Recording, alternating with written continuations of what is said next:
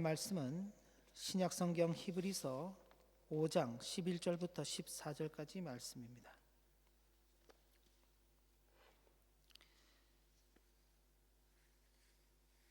하나님의 말씀은 신약성경 히브리서 5장 11절부터 14절까지의 말씀입니다. 우리 각 가정에서 예배하시는 성도님들 큰 소리로 함께 봉독하시면 좋겠습니다. 멜기세덱에 관하여는 우리가 할 말이 많으나 너희가 듣는 것이 두나무로 설명하기 어려우니라.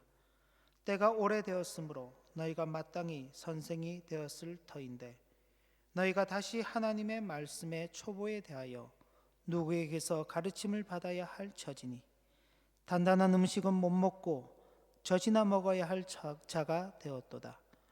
이는 젖을 먹는 자마다 어린아이니 의의 말씀을 경험하지 못한 자요 단단한 음식은 장성한 자의 것이니 그들은 지각을 사용함으로 연단을 받아 선악을 분별하는 자들이니라. 아멘. 네, 오늘도 이 예배 자리에 함께 나오신 모든 분들을 진심으로 환영합니다. 교회 형편에 있어서 오늘은 모두가 함께 이 예배에 같은 공간에 있지 못하고 각 가정에서 각각 있는 그 처소에서 온라인으로 예배를 참여하게 되었습니다.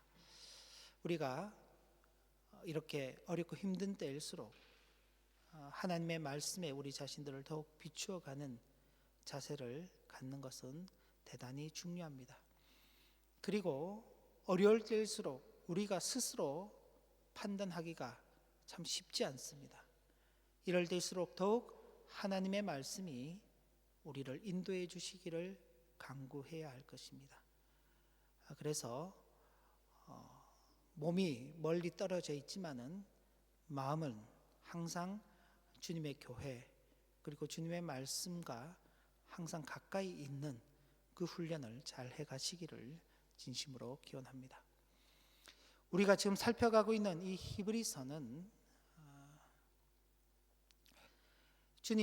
주님께서 죽으시고 부활하시고 승천하신 후로 대략적으로 한 30년 정도 지난 그 시점에 예수를 믿는 히브리 성도들을 위해서 기록된 내용입니다.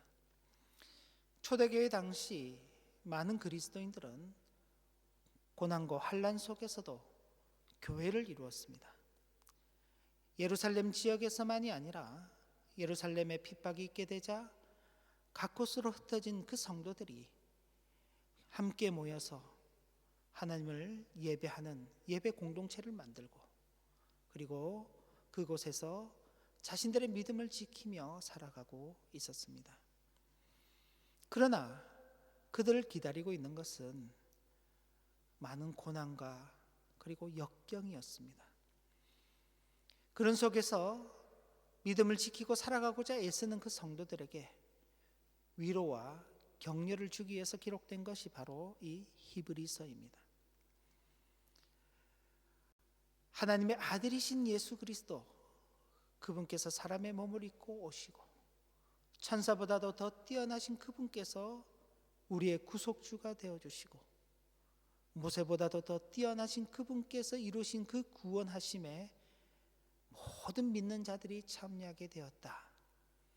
그리고 그분만이 우리의 영원하신 대제사장이 되어주셔서 우리를 위한 참된 중보자가 되어주셨다는 그 놀라운 사실을 그들에게 전함으로 말미암아 세상이 아무리 믿는 자들을 힘겹게 하고 또 어렵게 하여서 그 믿음에서 떠나도록 만들지라도 우리를 향한 하나님의 그 크신 사랑이 너무나 크기 때문에 결코 성도는 어떠한 경우에서도 흔들릴 수 없다는 사실을 히브리서가 증거하고 있는 것입니다.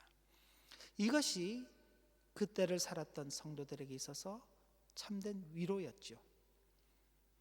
그런데 이 위로의 말씀 속에 오늘 읽은 본문의 말씀은 책망의 말씀이 담겨져 있습니다. 위로하시고 격려하기 위해서 기록된 내용이 히브리서라고 했는데 거기에 책망이 담겨져 있으니 우리가 좀 이해하기 어려울 수 있습니다.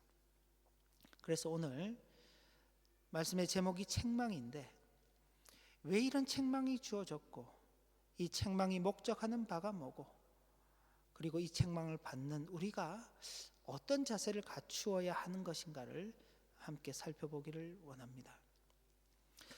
유대인들의 전통적 사고와 그 관습에 의하면은 대제사장은 레위 지파, 그것도 아론의 직계 계열에서만 나오게 되어 있습니다. 그런데 예수 그리스도는 혈통적으로는 레위 지파가 아닌 유다 지파입니다. 다윗의 자손이기 때문에 그렇습니다. 그러니까 유다 지파에서 제사장이 나온다, 대제사장이 나온다. 유대인들 입장에서는 그게 잘 이해가 되지 않는 것입니다. 그렇기 때문에 예수 그리스도께서 멜기세덱의 반차를 따르는 영원한 대제사장이 되신다라는 그 말씀에 이 유대인들이 쉽게 동의하기가 어려운 것입니다. 그러나 제가 지난 시간에도 말씀드렸던 것처럼 이스라엘 역사 속에 이 제사장이라는 그 직분이 꼭 아론 계열을 통해서만 주어졌던 것은 아닙니다. 북이스라엘 경우는 레위 지파가 아닌 경우에도 원한다면 얼마든지 제사장이 될 수 있었습니다. 신약 시대에도 마찬가지입니다. 여러 명의 대제사장들이 그 동시대를 같이 사는 그런 일들. 어느 해는 누가, 어느 해는 누가. 장인 어른이 대제사장인데 사위도 대제사장이 되는 그런 참 이상한 일들이 있었습니다. 현실 속에서 그런 일들이 있음에도 불구하고 예수 그리스도, 유다 지파인 예수가 대제사장이 되신다는 그런 말씀을 이해하지 못하는 것이 그때 당시 유대인들의 형편이었습니다. 그래서 사도는 11절 12절 말씀을 보면 이렇게 그들을 책망하고 있는 것입니다. 멜기세덱에 관하여는 우리가 할 말이 많으나 너희가 듣는 것이 둔함으로 설명하기 어려우니라. 때가 오래되었으므로 너희가 마땅히 선생이 되었을 터인데 너희가 다시 하나님의 말씀의 초보에 대하여 누구에게서 가르침을 받아야 할 처지니 단단한 음식은 못 먹고 젖이나 먹어야 할 자가 되었도다. 여기 왜 이런 책망을 하는가? 단단한 음식을 못 먹고 젖을 먹게 되었다, 젖을 먹는 처지가 되었다라는 이 표현은 아직 어리다라는 표현입니다. 이건 우리가 잘 아는 것이죠. 어린아이가 처음 태어나게 되면은 엄마로부터 주어지는 그 젖을 먹고 자랍니다. 그러나 그것이 길면은 1년입니다. 길면은 1년 정도 시간이 지나면 그 다음부터는 조금 더 다 무른 음식에서부터 시작해서 점점 단단한 여러 가지 음식들을 섭취해 가면서 그 몸이 자라가게 되는 것입니다.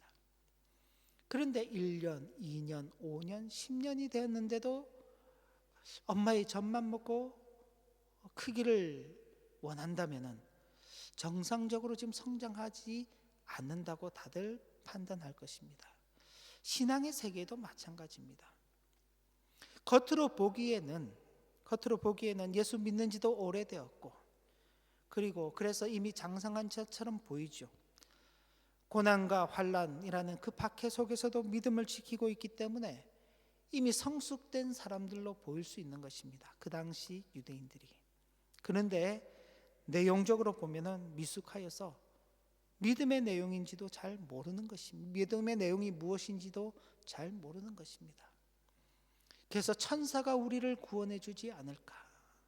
천사의 도움을 받는다면은 우리가 좀 더 신앙생활을 편하게 할 수 있지는 않을까? 아니면 우리가 옛 이스라엘 백성들처럼 우리의 조상들처럼 제사를 드리면 어떨까? 할례를 받고 율법의 규정들을 지켜 행하면 어떨까? 하는 여러 가지 생각들을 하게 되는 것입니다. 왜요? 자신들이 예수만을 믿고 사는 그 삶이 그렇게 그 현실이 그렇게 쉽지 않기 때문에 그런 것입니다. 그래서 사도나 혹은 사도로부터 가르침을 받은 많은 종들이 그런 부분에 있어서 설명을 하려고 하지만은 그 설명을 해도 듣기가 어려워할 뿐만이 아니라 심지어 거절하거나 반항하는 일들이 있었기 때문에 그런 것입니다. 그럼 도대체 그때 성도들이 왜 이렇게 신앙적으로 성숙되지 못했는가? 미성숙하게 되었는가?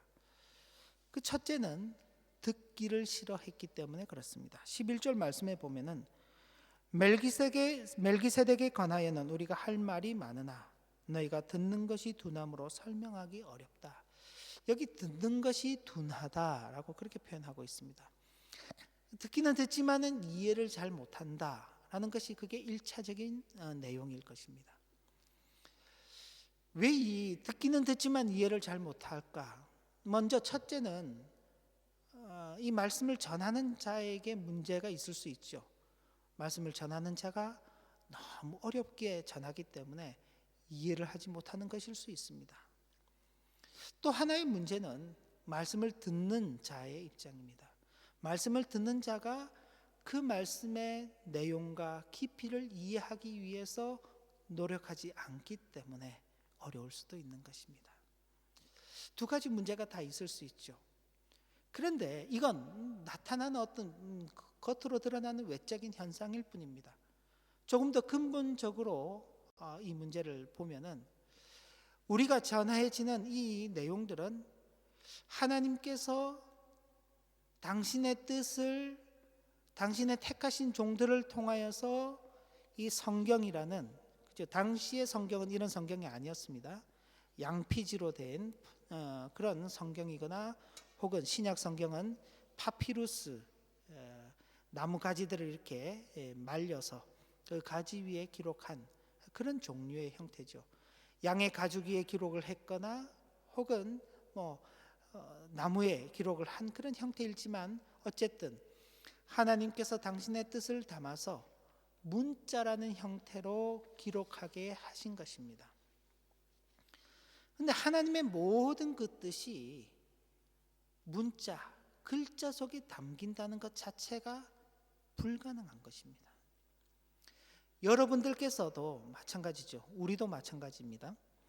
우리가 생각하고 있는 모든 것을 다 글로 담아내려면요 어마어마한 그런 양의 글자가 필요할 것입니다. 그리고 현재 우리가 사용하고 있는 글자만으로는 표현할 수 없는 우리의 그런 생각이나 마음의 상태들이 너무나 많이 있습니다. 제한적인 문자의 활용을 통해서 그저 우리의 생각과 우리의 마음을 표현할 뿐이죠. 그런데 이 세상을 창조하시고 이 세상의 모든 역사를 섭리하시는 그 하나님의 뜻이 글자, 문자에 담겨져 있기 때문에 그것 자체가 우리에게는 어려운 것입니다. 그렇기 때문에 그런 하나님의 말씀 자체가 우리에게는 그런 어떤 하나님의 뜻과 그 뜻이 주어져 있는 말씀이라는 것 자체 속에 큰 간격이 있다는 것을 먼저 생각해야 되는 것입니다. 그래서 하나님의 말씀을 들을 때에는 그 말씀을 그냥 표면적으로만 들어서는 안 되고 그 말씀의 깊이와 그 말씀의 넓이와 높이와 너비가 어떠한지를 우리가 함께 아울러서 생각할 필요가 있는 것입니다. 그런데 당시 이 유대인 성도들은 어쩌면 자신들이 당면에 있는 그 현실, 고난이라는 그 현실 앞에서 하나님의 말씀을 받을 때에 그런 면들을 생각하기보다는 어쩌면 자신들의 그런 현실을 바꿔줄 수 있는 것만을 찾았을 수도 있는 것입니다. 그리고 그런 면들은 그들이 하나님의 말씀을 듣는 일에 둔하게 만들고 심지어는 하나님의 말씀을 듣는 일을 싫어하기까지 만들어 버린 것입니다. 이런 면들은 오늘 살아가고 있는 우리들 역시도 매우 신중하게 생각해 볼 필요가 있는 것입니다. 또 하나는 그들이 육신에 속하였기 때문이라고 그렇게 볼 수 있습니다. 12절 말씀을 보면 때가 오래되었으므로, 여기 때가 오래되었다는 것은 그들이 이미 그 신앙의 길에 접어든 지가 오래되었다는 것입니다. 오래되었다는 이 표현을 볼 때에 그들이 이제 막 신앙의 걸음을 시작한 것이 아닙니다. 이미 오래전에 예수 그리스도를 믿고 그 신앙의 길에 들어서서 이제는 그들이 마땅히 선생으로서의 그 역할을 감당할 수 있을 그 정도의 위치, 그 정도의 시간이 흘렀다는 것입니다. 그런데 너희가 다시 하나님의 말씀의 초보에 대하여 누구에게서 가르침을 받아야 할 처지가 되었다. 단단한 음식은 못 먹고 젖이나 먹어야 할 자가 되었다. 여기 선생이라고 말할 때 어떤 선생인가요? 너희가 선생이 되어야 할 터인데 선생이 되지 못했다. 어떤 선생요? 영적인 스승이죠. 영적인 스승. 그러니까 영적인 스승이 되지 못했다는 것은 그들이 영적으로 성숙하지 못하고 영적인 삶을 추구하는 것이 아니라 그 반대적인 육적인 삶을 추구하고 살았다는 것입니다. 육적인 삶을 추구하고 살았다는 것이 자신의 육체를 가지고 방탕한 삶을 살았다, 이렇게 너무 확대해서 해석하지 않아도 됩니다. 영적인 것을 추구하지 않으면은 그것은 곧 육적인 삶을 추구하는 것이 되기 때문에 그렇습니다. 그리고 영적인 것을 추구한다고 한다면 마땅히 그 추구하는 방향을 향해서 전진해 나가야 되는데, 말은 영적인 것을 추구한다고 하면서 그 자리에 머물러 있으면 그것은 영적인 것을 추구하지 않는 것이죠. 사람이 착하게 살자, 그렇게 표현을 써붙였습니다. 그래서 착하게 살자라는 말은 하고 정작 착하게 살려고 아무것도 하지 않으면요, 그 사람은 착하게 사는 것이 아니죠. 열심히 공부하자, 책상 앞에 그렇게 팻말을 붙였습니다. 근데 정작 열심히 공부하지 않으면요, 그 팻말은 의미가 없는 것입니다. 영적인 것을 추구하고 산다 라고 말하지만은 정말 그렇게 추구하지 않는다면 그것은 그런 삶은 육적인 것을 추구하는 삶이 되는 것입니다. 분명 그때 유대인 성도들이 환난과 고난 중에서도 교회를 이루고 나름 믿음을 가지고 그 믿음을 지키며 살려고 애썼던 것은 참으로 대단한 일이고 귀한 일입니다. 그러나 그들이 그 신앙을 영위하는 그 목적이 무엇이었는가? 정말로 영적으로 성숙되기를 원한 것이었는가? 아니면은 그 현실을 도피하기 위한 수단으로만 신앙이란 것을 택했는가?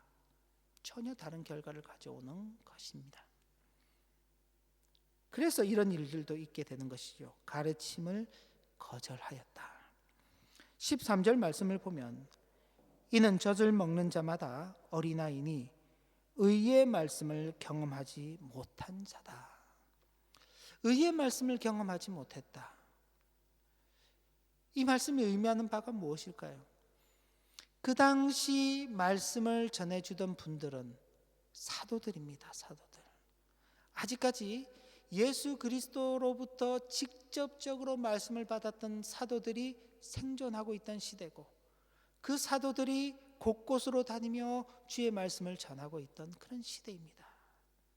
사도들이 전하는 그 말씀을 듣고도 그 말씀을 제대로 깨닫지 못하고 그 말씀대로 제대로 살지 못하기 때문에 그들을 두고 의의 말씀을 경험하지 못한 자들이라 그렇게 평가하고 있는 것입니다. 그 말은 사도들로부터 주어지는 그 말씀을 듣고도 그 가르침을 따르기를 거절하였다는 것이죠. 오늘날 우리들은 어떻습니까?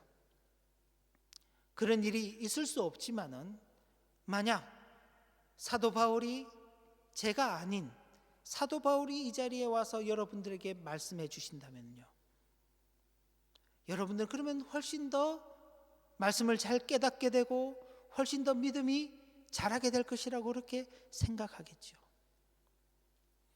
아니, 예수 그리스도께서 직접적으로 나타나셔서 그 말씀을 전해 주신다면 우리는 결코 흔들리지 않을 것이라고, 우리는 주님의 말씀에 순종할 것이라고 그렇게 생각할 수 있습니다.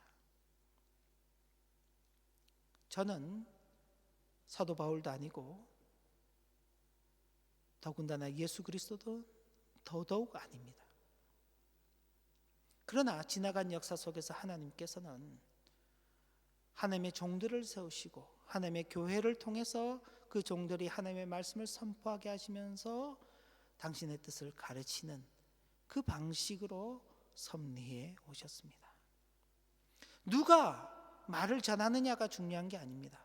하나님께서 누구를 세우시고 하나님께서 세우신 그 종들을 통해서 말씀을 전하시느냐가 훨씬 더 중요한 것이죠.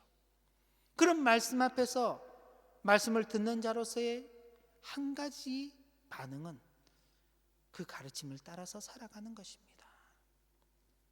그런데 그 당시도 그렇고 오늘날 시대도 그렇고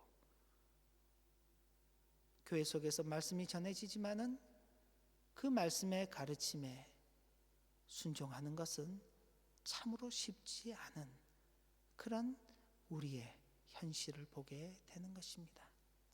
이런 모든 것들이 결국 우리의 신앙이 성숙되지 못하게 하는 원인들이 되는 것입니다.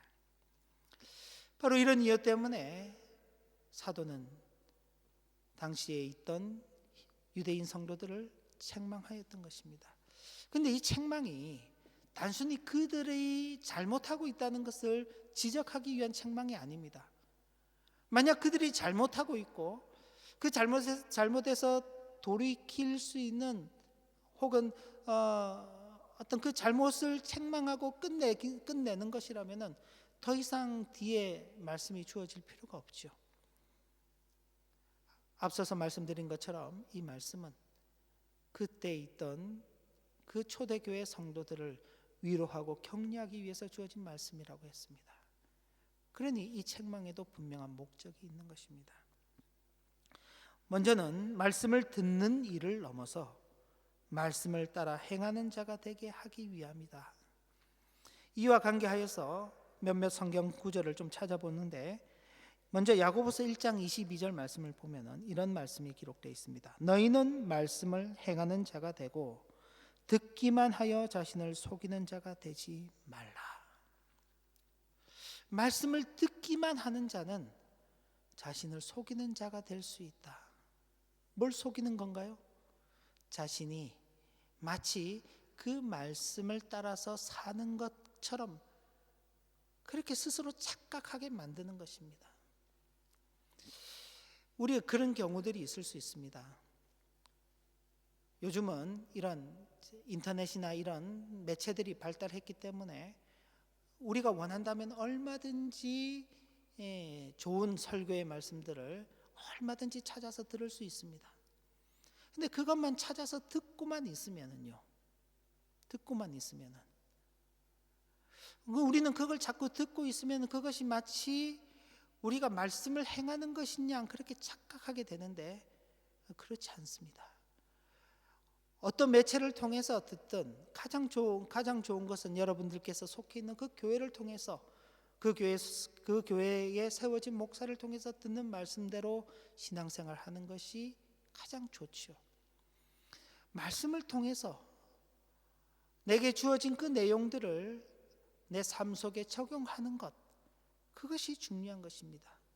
근데 듣는 일만 익숙해지면은 스스로 속이는 자가 될 수 있다라는 경고의 말씀이 있는 것입니다.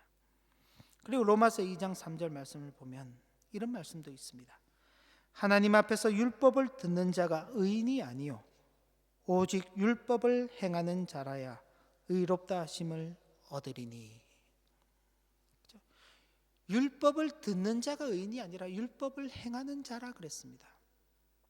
우리는 율법을 행함으로 우리의 의를 이루는 것이 아닙니다. 우리는 이미 예수 그리스도의 그 의로우심을 우리의 것으로 덧입은 자들입니다. 그렇기 때문에 의인으로서 우리가 어떻게 이 땅의 삶을 살아야 할까라고 했을 때에 우리에게 그 길을 제시해 주는 것이 바로 율법인 것입니다. 하나님의 계명들을 돌아보는 것입니다. 우리가 매주일 예배마다 왜 10계명을 봉독하는지, 그 10계명의 말씀들을 잘 새기면서 실질적인 우리의 삶 가운데서 그 계명들이 잘 녹아들기를 바라는 마음인 것입니다. 실질적으로 그래야만 우리가 예수 그리스도의 대속의 은혜를 받은 의인으로서의 삶을 살아가고 있음을 확인할 수 있기 때문에 그런 것입니다. 말씀을 듣는 자리에만 머무는 것이 아니라 말씀을 행하는 자리로 나아가도록 하는 것이 바로 이 책망의 목적인 것입니다. 그리고 또 하나, 말씀을 배우는 자에서 가르치는 자로 성장해 가게 하기 위함인 것입니다. 골로새서 3장 16절 말씀을 보면 이렇게 말씀이 기록되어 있습니다. 그리스도의 말씀이 너희 속에 풍성히 거하여 모든 지혜로 피차 가르치며 권면하고 시와 찬송과 신령한 노래를 부르며 감사하는 마음으로 하나님을 찬양하고. 여기 그리스도의 말씀이 너희 속에 풍성히 거하여 모든 지혜로 서로 간에 가르치며 권면하도록 한다.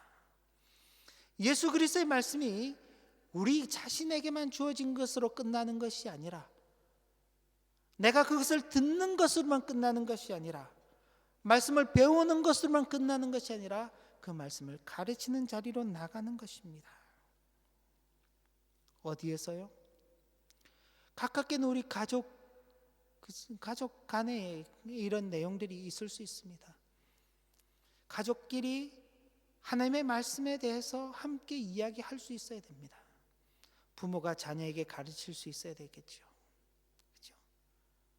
그리고 우리의 가까운 형제 자매들, 우리의 친구들, 우리의 이웃들, 그리고 더 확대하면은 우리 함께 더불어서 이 세상을 살아가고 있는 그 사람들에게 바로 그리스도의 이 말씀을 우리가 함께 나누는 그 자리로 나가야 하는 것입니다. 디모데후서 2장 2절 말씀을 보면 사도 바울이 디모데에게 이렇게 말하고 있습니다. 또 내가, 여기 내가는 디모데입니다. 또 디모데야, 내가 많은 증인 앞에서 내게, 사도 바울이죠, 내게 들은 바를 충성된 사람들에게 부탁하라. 이 충성된 사람들은 성도들이죠. 그 성도들이 또 다른 사람들을 가르칠 수 있으리라. 하나님의 말씀은 나만 받고 나만 가지고 있는 것이 아닙니다. 하나님의 말씀은 함께 나누도록 주어진 것입니다. 그리고 그건 특정한 사람들만 그 역할을 감당하는 것이 아니라 하나님의 교회에 예수 그리스도에게 충성된 모든 성도들이 그 역할을 할 수 있는 것입니다. 그렇게 하는 자리로 나가야 하는 것입니다. 그것이 성장인 것입니다. 그리고 영적으로 성숙한 신앙인이 되게 하기 위함인 것입니다. 히브리서 5장 14절 말씀을 보면 단단한 음식은 장성한 자의 것이니 그들은 지각을 사용함으로 연단을 받아 선악을 분별하는 자들이니라. 영적으로 성숙하다는 말은 그냥 이 세상의 것을 추구하지 않는 것이 아닙니다. 무엇이 선한 길이고 무엇이 악한 길이며 무엇이 하나님께서 기뻐하시는 삶이고 무엇이 하나님께서 싫어하시는 삶인지를 알고 예수 그리스도께서 무엇을 위해서 자신의 몸을 우리를 위해서 십자가의 대속의 제물로 내어주셨는지를 생각하면서 살아가는 것입니다. 그것이 영적인 것입니다. 영적인 것. 뭐 기도하고 성경만 읽고 컴퓨터에서 하루 종일 설교 말씀만 듣는다고 해서 그것이 영적인 것이 아닙니다.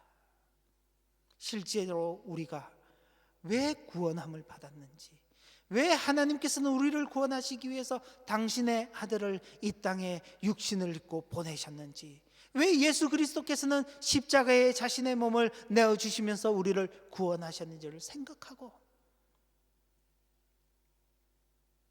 그 속에서 그 은혜를 받은 우리들로서 어떤 삶을 살아가야 할 것인지를 생각하고 실제로 그런 삶을 살아가는 것이 영적으로 성숙한 삶이 되는 것입니다. 여기 지각을 사용함으로 연단을 받아서 선악을 분별하는, 이건 현실에 있는 것이죠. 현실의 삶 가운데서 이렇게 살아가는 것입니다. 그리고 무엇보다도 이 책망을 통해서 성도가 받은 구원의 영광이 무엇인지를 깨닫게 하기 위한 것입니다. 신앙의 성숙을 이루는 자는 그 삶을 사는 것 자체가 가장 큰 복입니다. 저와 여러분들이 이 땅을 살아가면서 신앙의 성장과 성숙을 이루어가면서 살아가는 것 그 자체가 가장 복입니다. 몸이 더 건강해지고 더 많은 재물을 가지고 더 높은 자리에 올라가고 더 큰 힘을 가지고 세상에서 군림하고 사는 것이 그게 복이 아니라 영적인 성숙을 이루어가는 성도로서 살아가는 삶 그 자체가 복인 것입니다. 그런 삶을 살아갈 때에 눈앞에 보이는 현실이 두려움일 수 있습니다. 눈앞에 펼쳐지는 현실이 고난일 수 있고 환난일 수 있습니다. 세상이 온통 우리를 우겨싸마 해서 우리를 짓누를 수 있습니다. 그러나 그 속에서 우리를 구원하시는 그 예수 그리스도의 그 사랑하심 속에서 당신의 아들을 내어주시면서까지 우리를 향한 자신의 사랑을 확정하신 그 하나님의 은혜 속에서 무엇이 선하고 무엇이 악한 것인가를 분별하며 살아가는 것이야말로 참된 복을 누리며 사는 삶인 것입니다.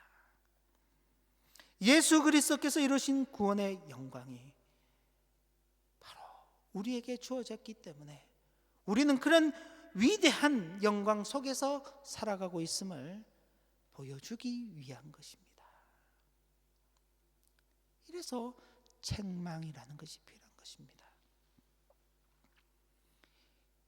그럼 이런 책망을 받는 성도는 어떤 자세를 갖추어야 할 것인가? 과거를 돌아보고 미래로 나아가는 자세를 가져야 할 것입니다. 우리가 일반적인 생활에서도 이런 자세가 필요하다고 생각하죠. 과거에만 매여서 사는 사람, 그래서 미래로는 전혀 나가려고 생각하지 않는 사람, 그런 사람을 보고 우리가 지혜롭다고 말하지 않습니다. 어리석다고 말하지요. 그렇다면 우리의 신앙의 생활에 있어서는요, 더욱 이러한 삶이 필요하지 않겠습니까? 나도 한때는 신앙생활을 잘했었는데, 예전에는 믿음이 뜨거웠었는데, 예전에는 열정이 있었는데, 예전에는 헌신도 하고 봉사도 했었는데, 그렇게 말하지 말고 그런 자리에만 머물러 있으면 안 되는 것입니다. 미래로 나아가야지요. 사도 바울도 나는 표대를 향해서 나간다, 예수 그리스도의 장성한 분량에 이르기까지 나는 성장해 가야 된다라고 고백했습니다. 사도 바울도요. 마땅히 우리도 미래로 전진하며 나가야 하는 것입니다. 그리고 감정에만 의존하는 것이 아닌 지성을 함께 사용하는 자세를 가져야 할 것입니다. 진리와 거짓을 분별하는 것, 선악을 분별하는 것은 감정으로만은 불가능한 것입니다. 하나님의 말씀이 우리의 지각을 변화시킬 때만 올바른 분별력을 가지게 되는 것입니다. 하나님의 말씀에 의해서 우리의 지각이 변화되는 것, 그것이 영적인 성숙입니다.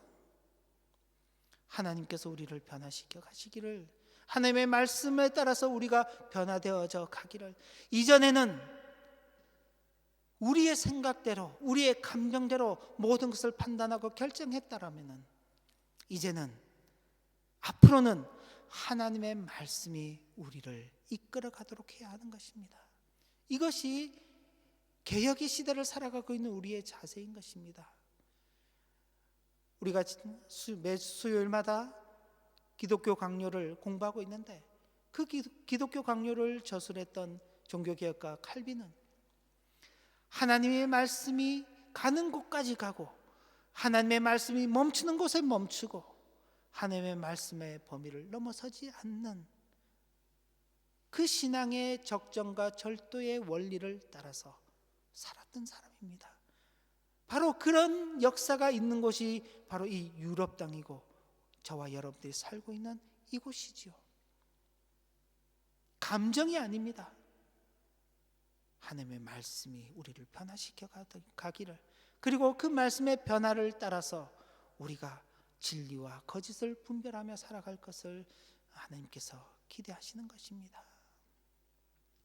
그리고 종교적 행위만 멈추는 것이 아닌 신앙의 훈련과 연단을 능히 감당하는 자세를 갖추어야 하는 것입니다. 하나님의 말씀으로 말미암는 싸움을 싸우기 위해서 우리의 삶의 현장에 끊임없이 훈련이 주어지고 있기 때문입니다. 저와 여러분들이 지금 맞이하고 있는 이런 현실도 하나님께서 우리를 훈련하시기 위해서 주신 것입니다. 그것을 생각해야 하는 것입니다. 왜 하나님 우리를 이런 어려움 속에 두셨습니까?